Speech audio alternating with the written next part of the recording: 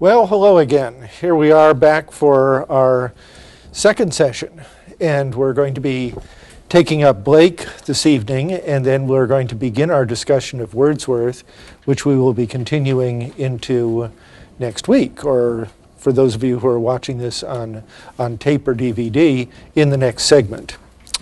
So first of all, though, I want to ask if there are any questions, and I encourage people who are here in the live classroom with me to ask questions, because in part they're asking questions on behalf of those of you who are out there taking this as a distance education class.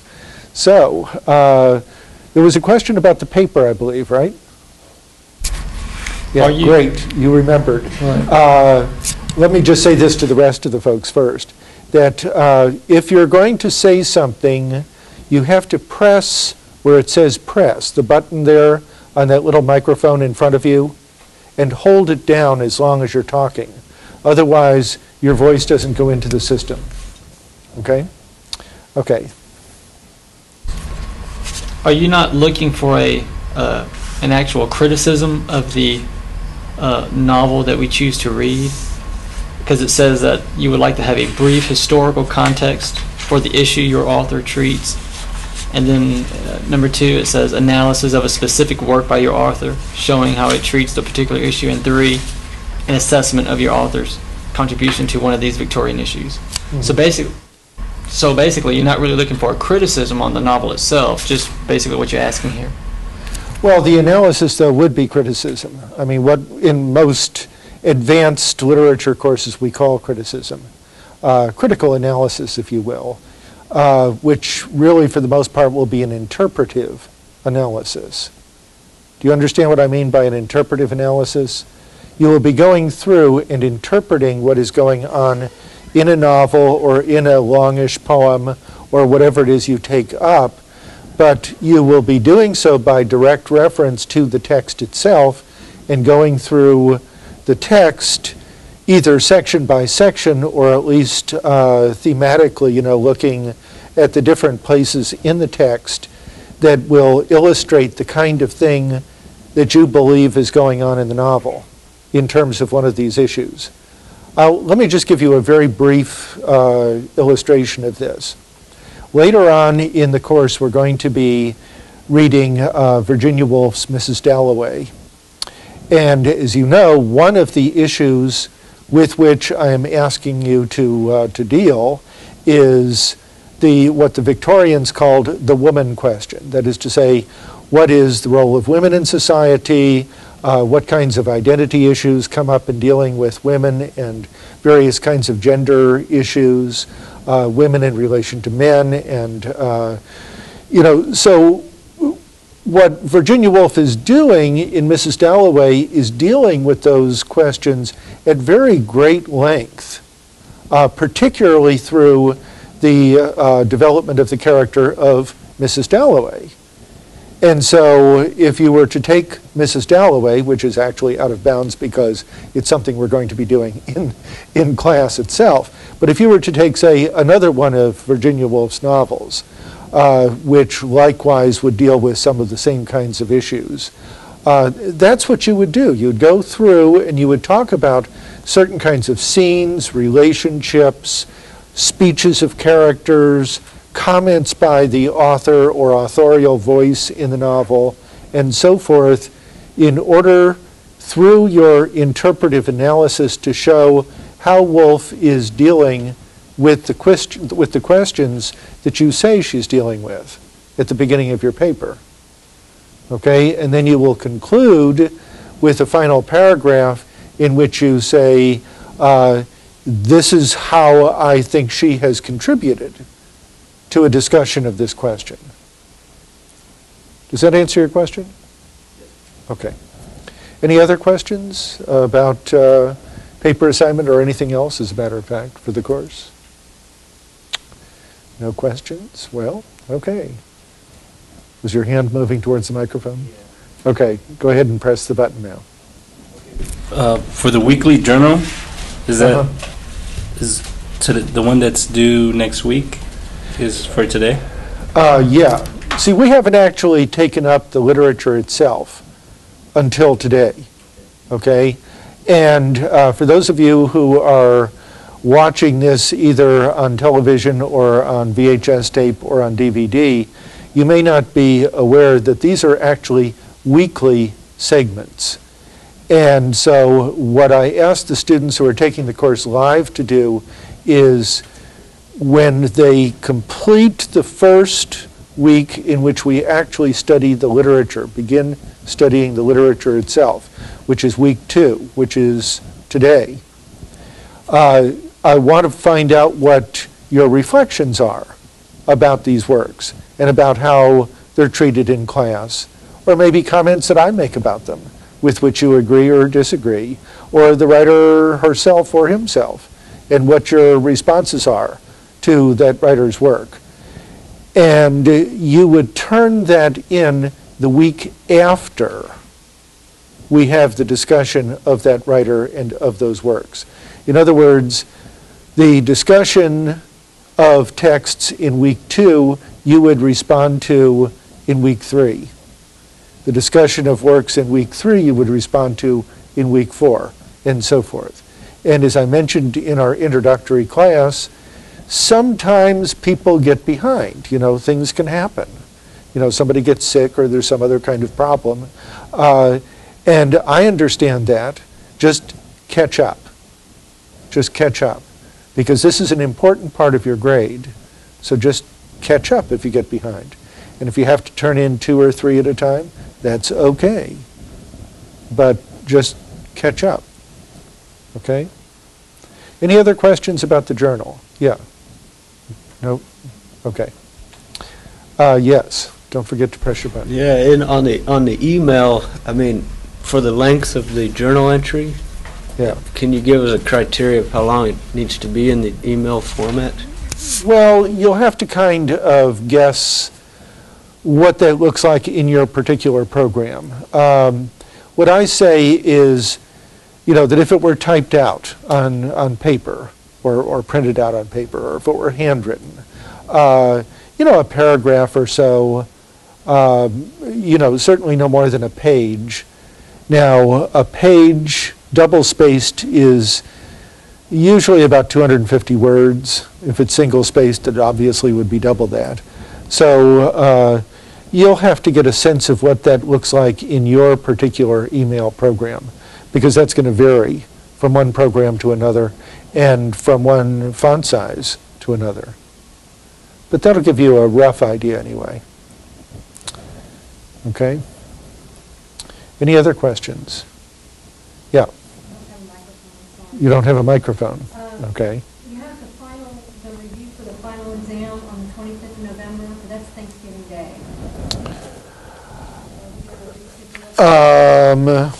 Well, that's a very good question. That's a very interesting question. Let me see. I'll have to go back. I'll just have to go back. There's a, you know, for those of you who are watching this at a distance, there's a question about maybe a confusion in the dates on the syllabus that I've distributed here to students who are live with me. I'll go back and I'll figure that out. Okay, I'll let you know about that next time. And this will not be a problem by the time those of you who are watching this at a distance get it, because such a problem will have been corrected. Okay, let's see. Anything else? Okay, well, let's move along. The first actual writer we're taking up is one of the great writers, one of the earliest, but also one of the greatest writers of the Romantic period, Romanticism, as we talked about last time, is a great cultural movement which sweeps across Europe, not England alone, and of course gets over to North America and to much of the rest of the world that is in regular contact with the culture of the West. And it has an enormous impact, not only on literature, but also the other arts as well. Music, painting, sculpture, dance, theater, you know, all of the arts essentially are influenced and influenced profoundly by the development of Romanticism. And we also find it having an extraordinary impact in areas like philosophy, religion, even science, in ways that maybe we'll be able to pursue a little bit here. I don't know how much time we'll have for that, but we'll see. We'll see. You will recall that last time I said that one of the problems that people were beginning to become aware of was the increasing displacement of very large parts of the population in England. This was going to happen in a different way on the continent, and it really wasn't going to happen in the same way over here in North America because of the potential for expanding into new lands. But in England, what happened was, once again, very, very briefly, hundreds of thousands of people and ultimately millions of people were displaced from farmlands, from rural settings, moved into cities.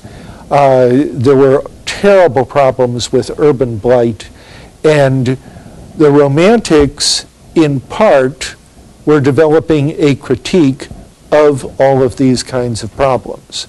And what they were doing, they felt not only physically to people, but also spiritually to people. I mean, what happens to the humanity of human beings when these kinds of things happen?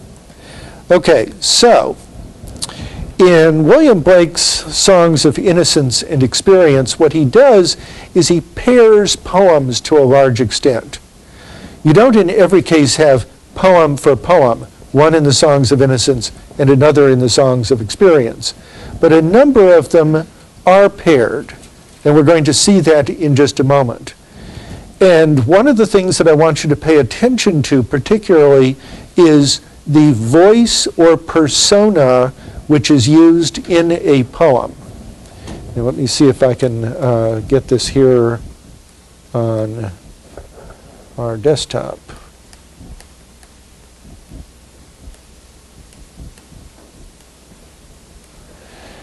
This is very much related to the term voice. Let me talk about these two terms because they come up again and again and again in literary discussions. Persona originally, and this I think is a fairly clear way of explaining it, originally was a Latin word which was based on an earlier Greek word for the role that an actor would play in a play. In the ancient world, there would be plays in which, with the exception of the chorus, there would be a limited number of actors on the stage at any one time. And it was possible for one actor to play more than one role. And the way you knew what the character was that an actor was playing was that the actor wore a mask. So if I were playing Oedipus, let's say, I would come out on stage wearing a particular mask. If I were playing a different character in Sophocles' tragedy, I would come out on stage with a different kind of mask. Now, this wouldn't work in the case of Oedipus, but in many of these early plays, it was possible for one actor to play more than one role. It's just that each time the person came on stage, the person would have to be wearing a different mask. And of course, we as the audience would have become accustomed to this as a convention of the stage, and so we would not confuse the actor who was playing two different roles with the roles themselves, right? So we would recognize, oh, here the person is adopting this role, or there the person is adopting a different role.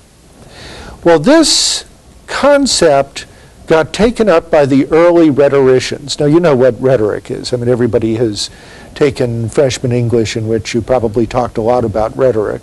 And rhetoric, according to Aristotle, to take another one of the great ancients, in his famous treatise on rhetoric, is the art of figuring out how to persuade people of a given point in a particular context.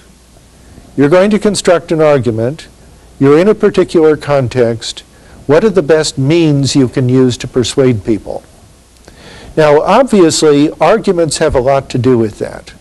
But one of the things that Aristotle and other ancient rhetoricians and writers on rhetoric came to realize very early on was that how people are affected by a speech is going to have a lot to do not just with the logic of the argument, though that's important, but also with how they respond to what they take at any rate to be the character of the person who is doing the speaking. Is this somebody you trust? Is this a good person? Is this a decent person? Is this a humane person? Or the reverse? I mean, is the person untrustworthy? So that one of the things that became very important was for the Greeks to talk about the ethos of the speaker. The ethos of the speaker. Well, that didn't quite work. Let's see. Okay, I'll do it this way.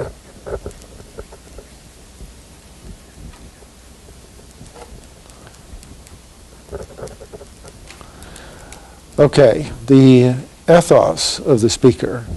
And I'm going to use our alphabet system, but this is actually a Greek word, and it's the word from which we derive things like ethics and ethical and so forth. And what do ethics have to do with? Ethics have to do with values, right? And with evaluating different kinds of actions. Now, when we're talking about the ethos of a speaker, we're talking about the character of the speaker, or the ethos of the speaker, in a special sense of the word character. I'm not talking about, oh, so-and-so is a character in a play. I'm using the term character in the way a sports announcer uses the term character. You know, in say, a football game, the quarterback gets knocked down yet again, you know, for the umpteenth time in the game by some enormous defensive tackle. You know, and then the quarterback struggles back up gamely to fight once again. And somebody like John Madden starts screaming, "That guy's got real character." Okay? That's the sense in which we're using the term character here. It's the sense of somebody's strength of character, okay, or weakness of character for that matter. You know, in this case, that the person is courageous, let's say, and is able to fight through the pain in order to do what he regards as his duty, okay? That's having character in the sense that we're talking about here. Okay, so another thing that people began to realize was not only that an audience will respond to somebody in terms of how they perceive the character of the individual, but that a speaker may adopt a different persona with different audiences and in different situations. Now, the good sense in which that can take place, there's also a bad sense, but the good sense in which that can take place is that you probably speak differently to me if you were to have a conversation with me about your paper assignment than you do when you're talking to your buddies, right? And you probably talk differently to children than you do to fellow adults. And you probably would talk differently to a police officer than you might to, you know, somebody you meet outside of class. and so on and so on. Okay? In other words, we all learn to adapt to different situations, or, let's hope that we learn to adapt to different situations. And, in this case, different audiences, even if the audience is only an audience of one. Because what you want to do is you want to come across in a way, usually anyway, you want to come across in a way that will be persuasive to the person. If you're trying to argue the person into something, or if you're trying to convince the person that you're a law-abiding citizen, or whatever it may be, or a good student, for that matter. Okay? Now, unfortunately, there are some people, and we can think of certain unfortunate political examples of this, where a politician will simply adopt a persona in order to try to manipulate people. That's usually what we talk about when we say, oh, it's just all image.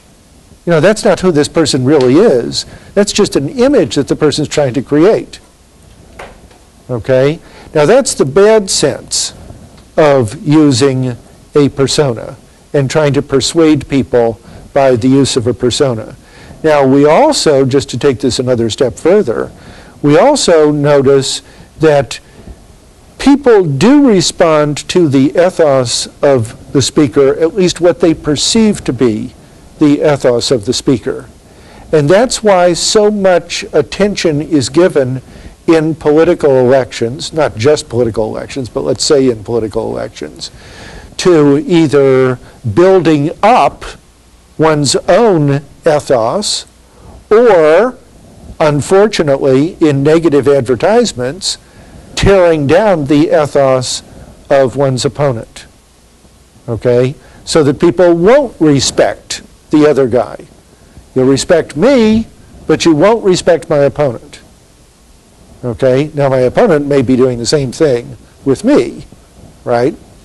So that's simply further evidence of the importance of ethical proofs, what in rhetoric are called ethical proofs. That is to say, attempting to prove oneself, to prove one's case by proving oneself. Okay? Some of the most brilliant trial lawyers are geniuses at adopting certain kinds of personae, right? The same thing is true with politicians. The same thing is true with lots of people. Okay, so there is a good sense in which we can talk about a persona, and then unfortunately sometimes there is a negative sense in which we can talk about somebody simply creating an image in order to try to manipulate other people. But now let's go to Blake with this in mind. What Blake is doing in a number of these poems is he is adopting the persona. He's an adult man now. He's a mature guy. But he's adopting the persona of a child. Of a child. Why?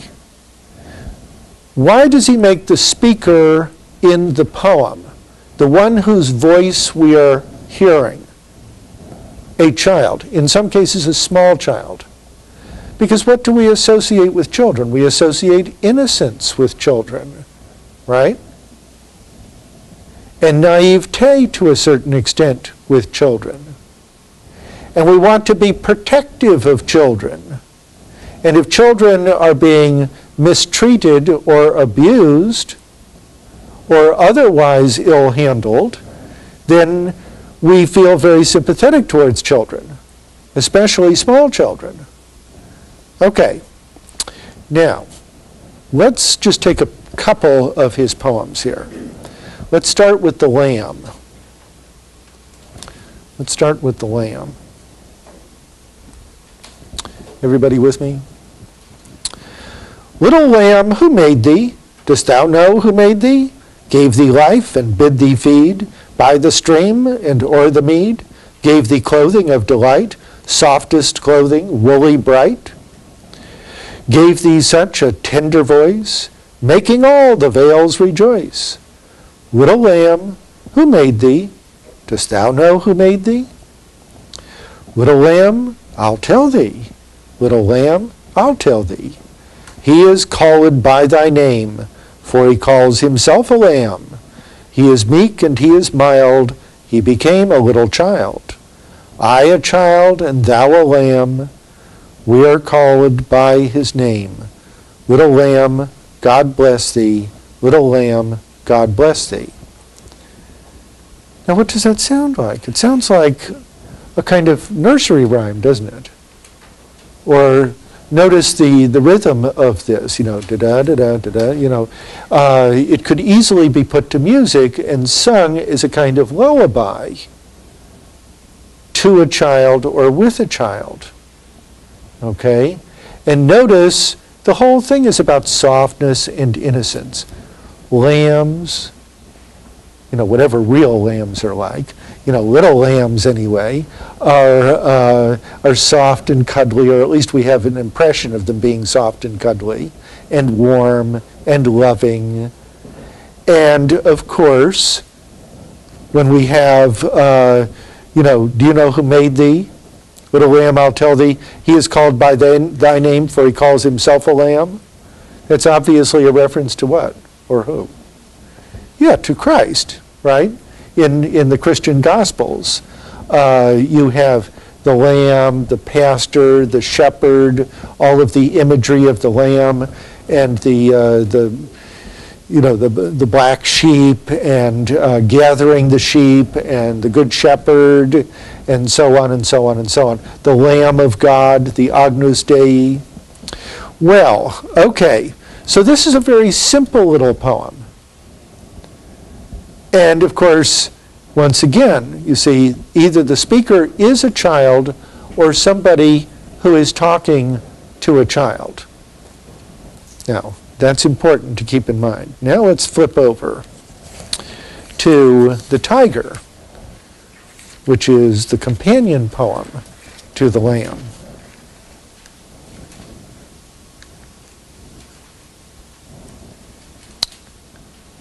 Okay. Tiger, tiger, burning bright in the forests of the night, what immortal hand or eye could frame thy fearful symmetry?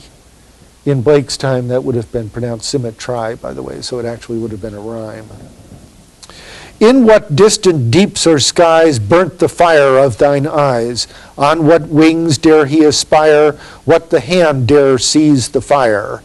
And what shoulder and what art could twist the sinews of thy heart? And when thy heart began to beat, what dread hand and what dread feet? What the hammer, what the chain? In what furnace was thy brain? What the anvil, what dread grasp dare its deadly terrors clasp?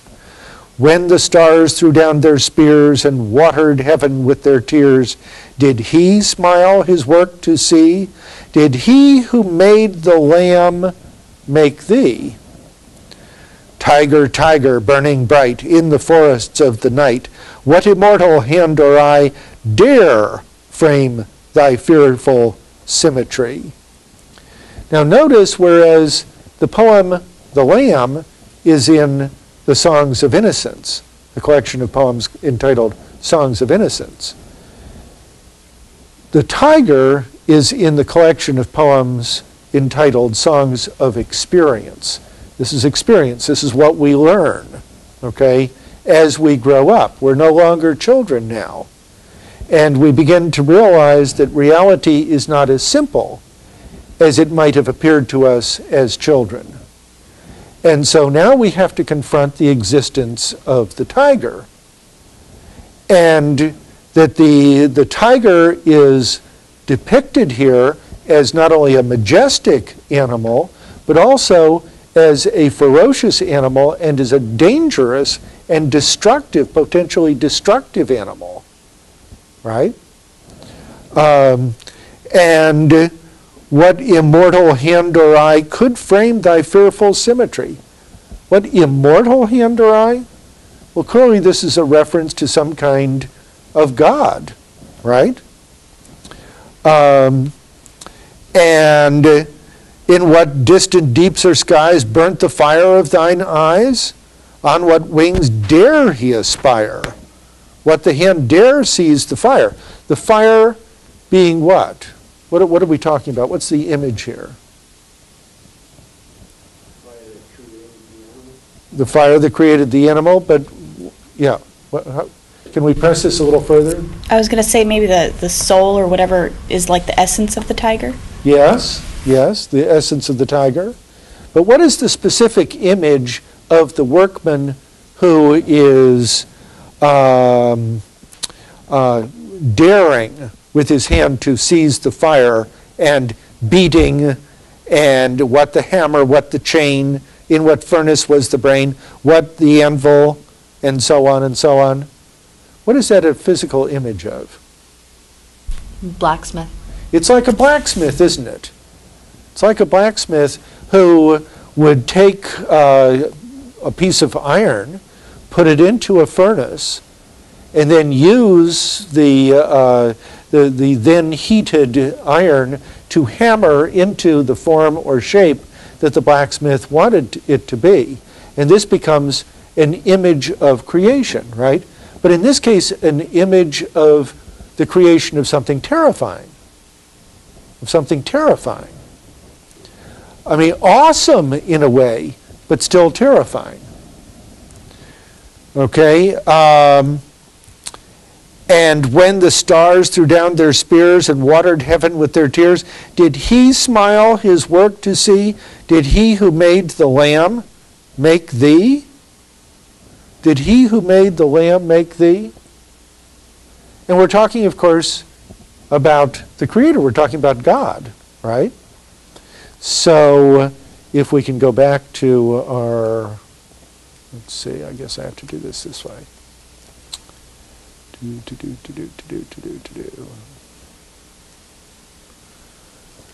think there's a simpler way to do that, but I don't think this is programmed for it.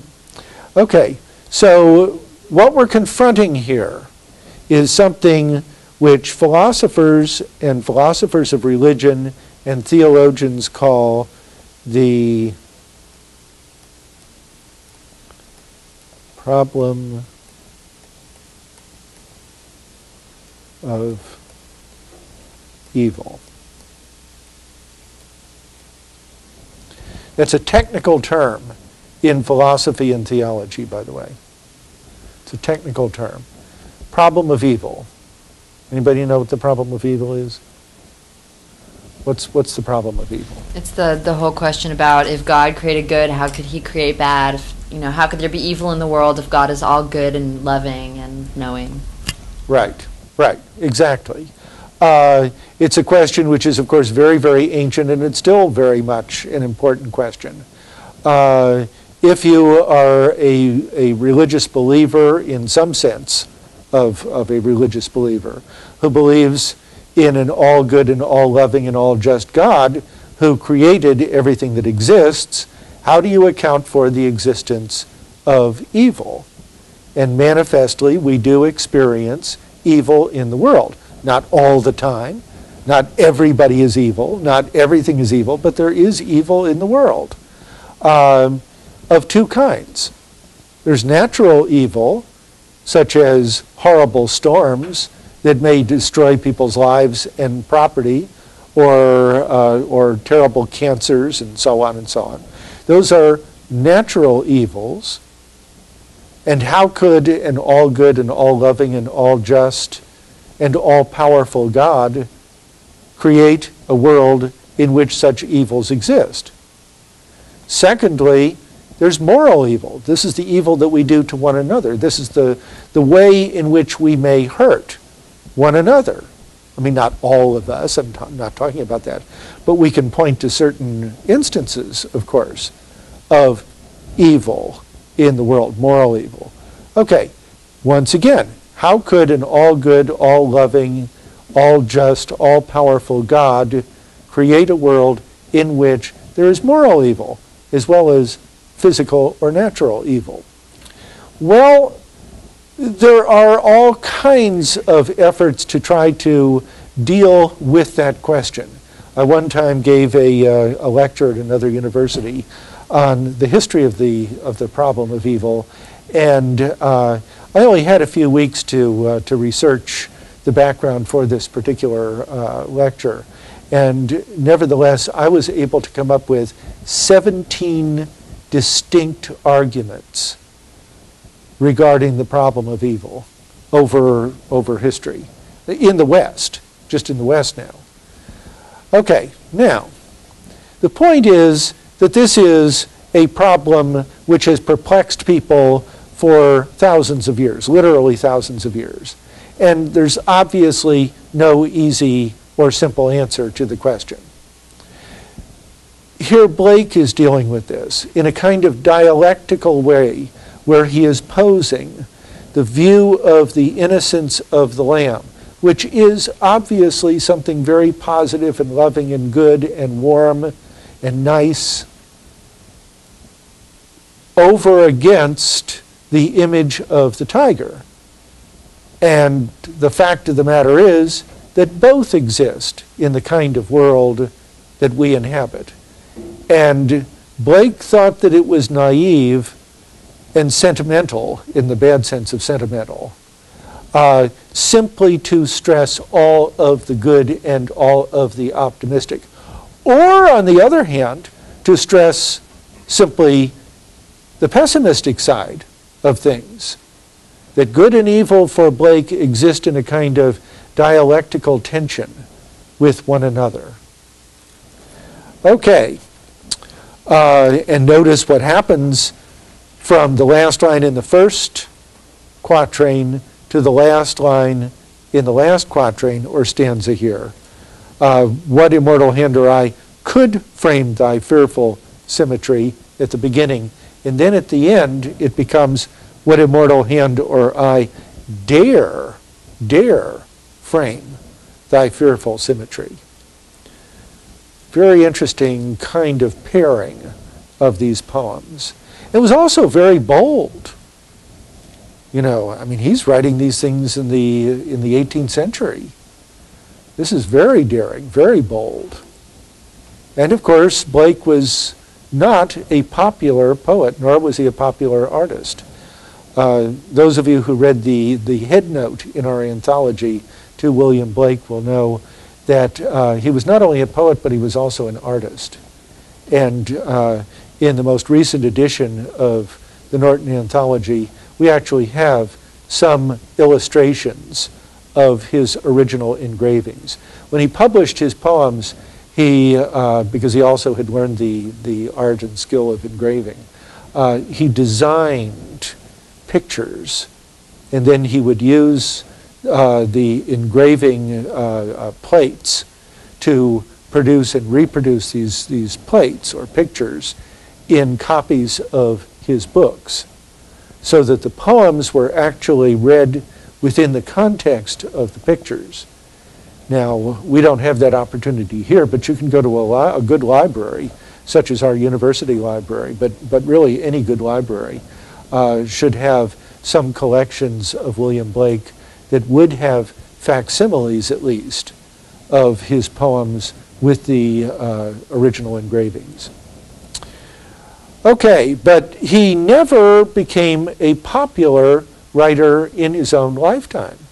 It was only long after he was dead that people really came to recognize the genius of William Blake, which obviously in more recent times has contributed further to that notion of the romantic individual as someone who doesn't care about the crowd or about the public, okay, but is often the lonely, imaginative, poetic soul, in many cases even rebelling against or struggling against the crowd and against the popularity of the crowd. And that's an image which still continues to be popular in certain ways. I mean, think of popular culture figures who cultivate that kind of image. Okay, well, let's move on to the Chimney Sweeper. Let's take the first Chimney Sweeper poem in the Songs of Innocence, and then we'll take the second one in the Songs of Experience. By the way, these were published together. Blake published the Songs of Innocence, and then he wrote more poems which he collected as the Songs of Experience, and then he published them together, okay, in parallel. Chimney Sweeper. When my mother died, I was very young, and my father sold me while yet my tongue could scarcely cry, weep, weep, weep, weep. So your chimneys I sweep, and in soot I sleep. There's little Tom Dacre who cried when his head, that curled like a lamb's back, was shaved, so I said, hush, Tom, never mind it, for when your head's bare, you know that the soot cannot spoil your white hair. And so he was quiet, and that very night, as Tom was a-sleeping, he had such a sight. The thousands of sweepers, Dick, Joe, Ned, and Jack, were all of them locked up in coffins of black. And by came an angel who had a bright key, and he opened the coffins and set them all free. Then down a green plain, leaping, laughing, they run, and wash in a river and shine in the sun. Then naked and white, all their bags left behind, they rise upon clouds and sport in the wind. And the angel told Tom, if he'd be a good boy, he'd have God for his father and never want joy. Now, again, this is a child who is the speaker of the poem. And the speaker of the poem is not William Blake, but a persona he has created for this particular poem, okay? There's a certain kind of poignancy and a certain irony that comes from the fact that this is a child speaking here. And this is about chimney sweepers. Does anybody know, what chimney sweepers were? I mean, now we have people who have mechanical apparatuses, for cleaning out chimneys. And periodically, if you have a chimney, you have to have it cleaned, for safety, if nothing else. So in the old days, in Blake's time, they didn't have these mechanisms, a mechanical apparatus that could do it for you. So does anybody know what actually happened with the chimney sweeps? Let's see. I don't know. Yeah, go ahead. Oh, okay. Go ahead. Well, they'd send down the little kids because they're small enough they'd be able to fit into the chimney, and they'd climb down with their bristles and scrub them out, and then, I guess, bag up all the soot at the fireplace. Mm-hmm. And so what would happen to the child in the process? They get pretty dirty, but also what are they breathing? Get in their lungs. See, the chimneys are not that big, right? And if you're dealing with a chimney that's just, maybe a couple of feet, many of them wouldn't even be a couple of feet wide, and maybe, a foot or a foot and a half deep, and you lower a child in a harness with a rope down into the chimney, and he's got his as you say, his bristles, the bristles of his brush, working away on that. Of course, all that dust, that soot, is right there, and of course, what is he breathing? That's what he's inhaling. And it's just like the coal miners in the old days, before they started enacting legislation to try to protect the coal miners from the kind of coal dust and soot and whatnot well, not soot, but the kind of coal dust that they would be inhaling all the time. There is a disease which is known as black lung, And it's something that affects you, well, depending on how early you're exposed to it, but if you're exposed to it as a child, it's something that affects you from the earliest time you have exposure to these conditions, and it just gets worse and worse and worse and worse. And by the time you are 30, it will have become irreversible. maybe even as early as your middle to late 20s. But certainly by the time you're 30, it is irreversible. And by the time you're 30 or in your early 30s, you would be, if not already an invalid, you would be on the verge of becoming an invalid. And the chances are you would probably die before 40 or not much over 40. Because what happens, of course, is that, you know, the little air sacs in your lung just shut down, you know, and you have smaller and smaller and smaller areas of your lungs in which to breathe. And eventually, of course, that's going to kill you. So, I mean, not immediately, but it will over time. So this was a horrible set of conditions into which children were introduced in the exploitation of children, okay? And this is in big cities like London, but not only London. Okay, his mother died when he was very young, and his father sold him.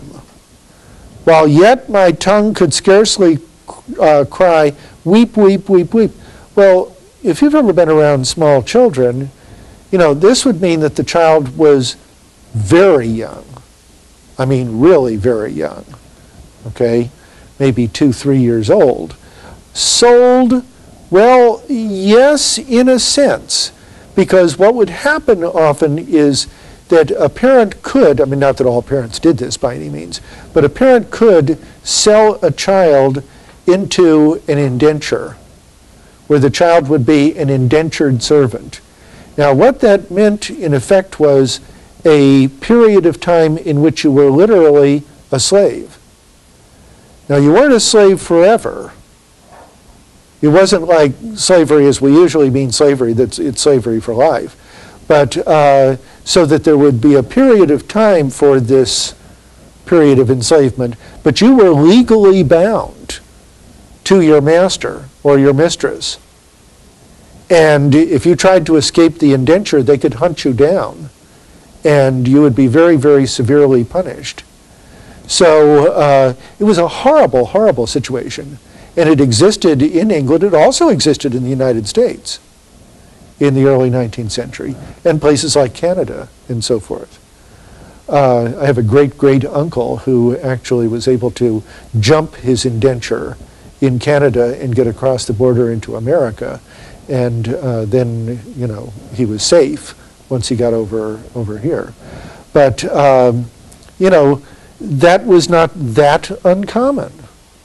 Was not that uncommon. Okay, so your chimneys I sweep, and in soot I sleep. But notice the child is not complaining, is he? That's part of the irony of choosing the child to be the speaker in the poem. And then just listen to this for a second, once again.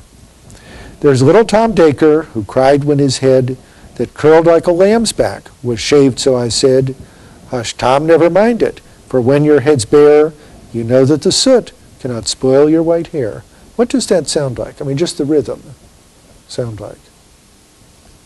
Something you've heard all of your lives. Okay? And so he was quiet, and that very night, as Tom was a-sleeping, he had such a sight that thousands of sweepers, Dick, Joe, Ned, and Jack, were all of them locked up in coffins of black. What does that sound like? The night before Christmas. Exactly. It's the same rhythm, isn't it? Okay.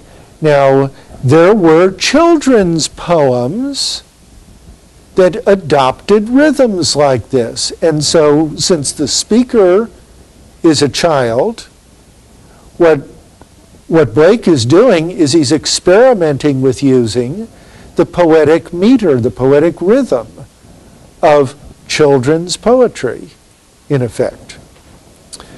Okay? And notice the dream here. There's little Tom Dacre, who cried when his head was shaved. His hair used to curl like a lamb's back, like the curly hair on a lamb. Again, association with a lamb, purity, innocence, softness, okay, was shaved. Why would you shave the head of a child? Yeah, otherwise it would get filled up with the soot, right? Okay, and he cried, "Hush, Tom, never mind it, for when your head's bare, you know that the soot cannot spoil your white hair." Now, obviously, a child would not have white hair, but he's talking about fair hair. So he probably has had blonde hair, okay? So the soot now can't spoil that beautiful blonde hair of yours. And then when he was sleeping that night, thousands of sweepers were all of them locked up in coffins of black. What does coffins of black suggest? I mean, obviously we know what coffins are, and, you know, and death and so forth. But what does that suggest in the context of this poem? They're stuck in the chimney, exactly, which becomes for them a kind of coffin. I mean, you're totally enclosed in this dark place. You might be able to see a little bit of light up there, but it's, you know, you're just totally enclosed in this darkness, which, of course, is going to be your death. And by came an angel.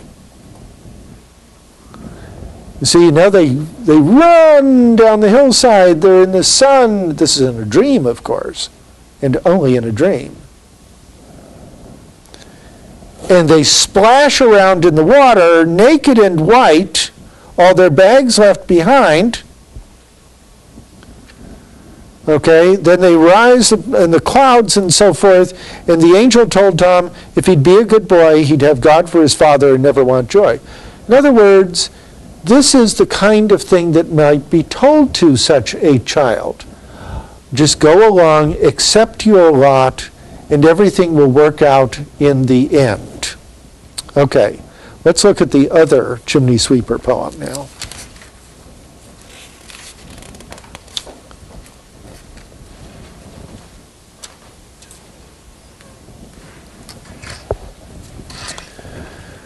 Songs of Experience. A little black thing among the snow, crying, "Weep, weep," in notes of woe. "Where are thy father and mother?" say. Now this is an adult speaking to the child. Okay? And now the child replies, "They are both gone up to the church to pray." Ah. "Because I was happy upon the heath and smiled among the winter's snow, they clothed me in the clothes of death and taught me to sing the notes of woe. And because I am happy and dance and sing, they think they have done me no injury." Because I am happy and dance and sing, they think they have done me no injury. Okay, I mean, this is something that often happens with oppressed people. They may find some way of finding some small amount of happiness in their lives, singing songs or whatever it may be, but does that mean that they're really happy? And that the people who have oppressed them are doing them no injury? "And are gone to praise God and his priest and king, who make up a heaven of our misery." Now that's laying it on the line. You know, what he's talking about is he's talking about hypocrisy. Obviously not everybody is a hypocrite, but he's talking about hypocrisy. How could these people claim to be good Christians? They've gone up to church to pray. Right? And what have they done? They've left the little chimney sweeper there in his clothes of woe, and he's suffering. He's suffering. And they think that they're doing him no damage or no injury. Because there are times when he will sing, perhaps even dance.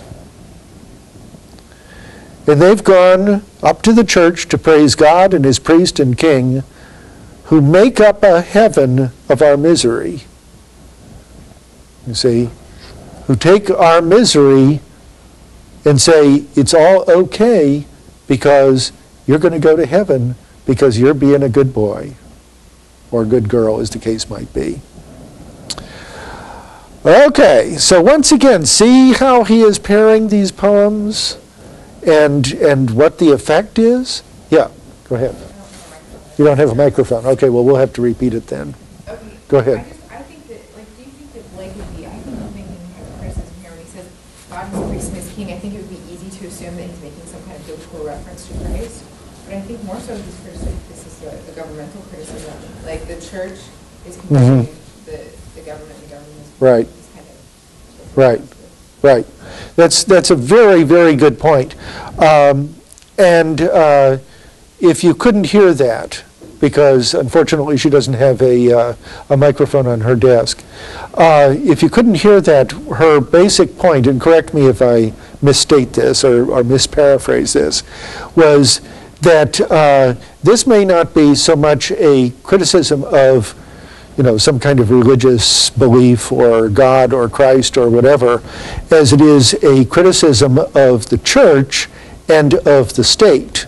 The church represented here by the priest and the state represented here by the reference to the king, which would be acting in a very hypocritical way. Is that roughly your point? Okay, good. So yes, I totally agree with that, and I think that's a very good point. And Blake even got himself into trouble because he was a political rebel in his own time.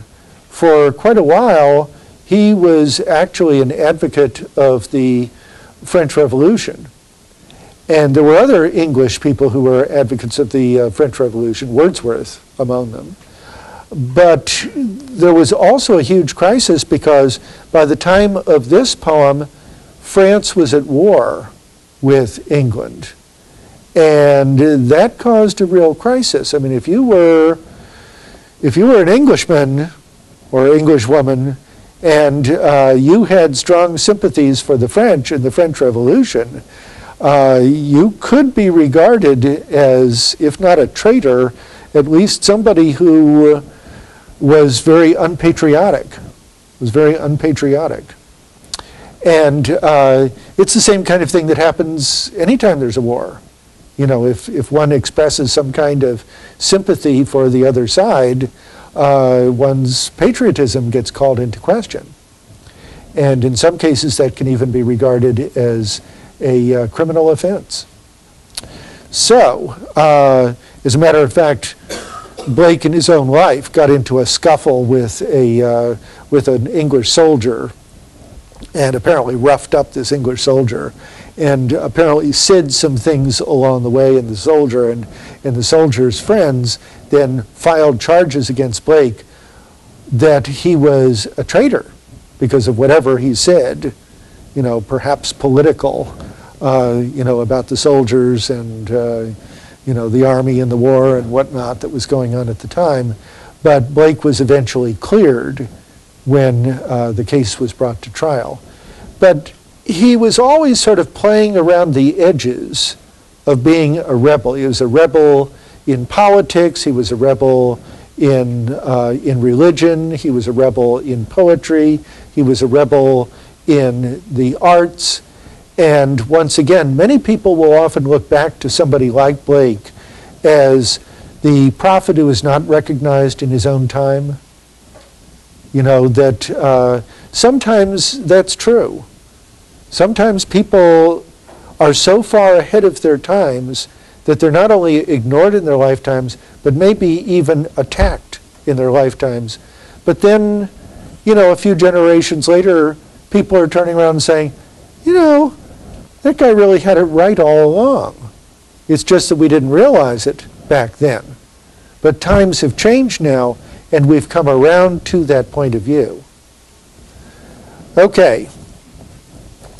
Let's next look at the Holy Thursday poems. Okay, Holy Thursday. we have a note here, by the way, that says, in the Anglican Church or the Church of England, the Thursday celebrating the Ascension of Jesus, 39 days after Easter. That's the Holy Thursday. And it was the custom on this day to march the poor, frequently orphan children, from the charity schools of London to a service at St. Paul's Cathedral. Okay, so this is for a religious service. 'Twas on a holy Thursday, their innocent faces clean, the children walking two and two in red and blue and green. Gray-headed beetles walked before with wands as white as snow, till into the high dome of Paul's they like the Thames waters flow. Oh, what a multitude they seemed, these flowers of London town. Seated in companies they sit, with radiance all their own. The hum of multitudes was there, but multitudes of lambs. Thousands of little boys and girls raising their innocent hands. Now, like a mighty wind, they raise to heaven the voice of song, or like harmonious thunderings, the seats of heaven among. Beneath them sit the aged men, wise guardians of the poor. Then cherish pity, lest you drive an angel from your door. Well, well, well. See, up until the end, this seems to be a kind of celebration, doesn't it? Here are the children, going off to church on this holy day in their church, and they are singing beautiful hymns and so forth. And then we get to the end of the poem, the last two lines, and beneath them sit the aged men, wise guardians of the poor. Clearly that's ironic, right? I mean, Blake doesn't really think that these are wise guardians of the poor. These are people who are paid institutionally to control these poor children. Okay? Then cherish pity, lest you drive an angel from your door. Well, okay. Well, let's look over at the other Holy Thursday poem.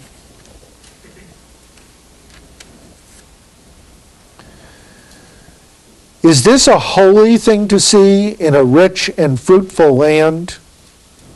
England was the wealthiest nation on earth. I'm talking about at the time that Blake was writing. I mean, what nation would have competed with England? Is this a holy thing to see in a rich and fruitful land? Babes reduced to misery. Babes reduced. I mean, how can you reduce children to misery when you live in a land of plenty? There's plenty to go around for all of us. So why don't we share it with these poor babes? Fed with cold and usurious hand. What is usury? Anybody know what usury is? Usury is the lending of money at exorbitant rates of interest. At exorbitant rates of interest. And what it does is it locks poor people in. I mean, you can't pay your rent. Well, maybe you go and borrow, whatever you need just to pay your rent, or you pawn something that you own just to pay your rent. And then you find out that the rate of interest is so outrageous that what are you going to do? How could you possibly pay it back? And in order to pay it back, you may have to borrow some more, and you just get further and further and deeper into debt. Is that trembling cry a song? Can it be a song of joy? And so many children poor, it is a land of poverty. And their sun does never shine, and their fields are bleak and bare, and their ways are filled with thorns. It is eternal winter there. For where'er the sun does shine, and where'er the rain does fall, Babe can never hunger there, nor poverty the mind appall. Well, again, I mean, this is really laying it on the line with the criticism of a people who may be, in too many cases, unfeeling. Now, obviously, not everybody was unfeeling towards the poor or towards children, okay? But there were government policies such that the government would not interfere with the way in which children were treated or mistreated in the mines, in chimney sweep operations, in workshops, and so on and so on and so on. And as a matter of fact, there were lots of people who fought and fought desperately against child labor laws that were enacted simply to try to protect children, saying that that was an interference with a free economy and therefore would undermine the system of a free economy. I mean, that was an argument that was advanced very, very seriously in the 19th century, and of course continued into the 20th century, in some quarters anyway. It sounds like that Blake is just disgusted by society because of, you know, it's a rich society, but yet we have all of these poor children running around. Right, right. Exactly, exactly. And see, what he's doing is he's trying to evoke in us some kind of feeling. Now, in the 18th century, this is not true of every single person in the 18th century, but in the 18th century, many of the leading intellectuals of the time were fostering reason, objectivity, science, rationality as the best guides to human behavior, and human moral behavior in particular. Here, Blake is rebelling against that. What is he trying to do? He's not trying to appeal to our reason so much as he's trying to touch us emotionally, to touch us subjectively, to touch our feelings, because these may provide us with the best moral guides, ultimately. Let's look briefly at the little black boy, and then we may not be able to discuss it fully until after our break. My mother bore me in the southern wild, and I am black, but oh, my soul is white. White as an angel is the English child, but I am black as if bereaved of light. My mother taught me underneath a tree, and sitting down before the heat of day, she took me on her lap and kissed me, and pointing to the east began to say, look on the rising sun. There God does live, and gives his light and gives his heat away, and flowers and trees and beasts and men receive comfort in morning, joy in the noonday. And we are put on earth a little space, that we may learn to hear, to bear the beams of love. And these black bodies and this sunburned face is but a cloud and like a shady grove. For when our souls have learned the heat to bear, the cloud will vanish. We shall hear his voice saying, come out from the grove, my love and care, and round my golden tent like lambs rejoice. Thus did my mother say, and kissed me, and thus I say to little English boy, when I from black and he from white cloud free, and round the tent of God like lambs we joy, I'll shade him from the heat till he can bear to lean in joy upon our Father's knee, and then I'll stand and stroke his silver hair and be like him, and he will then love me. And of course the key word there is then, love me. Now, over the break, think about this. Think about this poem in which the primary speaker is again a child. We have the mother's voice, but it's presented to us through the child.